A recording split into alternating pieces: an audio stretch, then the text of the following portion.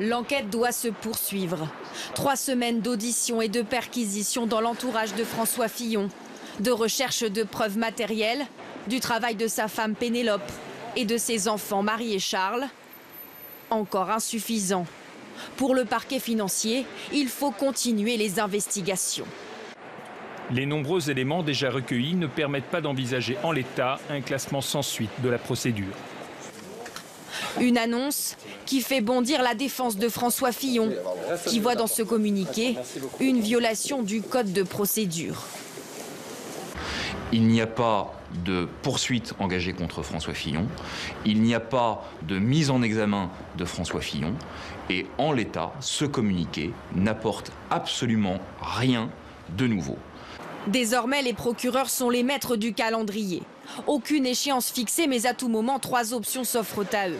D'abord, un classement sans suite, peu probable pour le moment.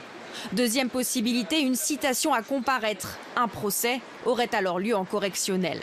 Enfin, le parquet peut ouvrir une information judiciaire, transmettre le dossier à un juge d'instruction, l'hypothèse la plus plausible pour ce magistrat.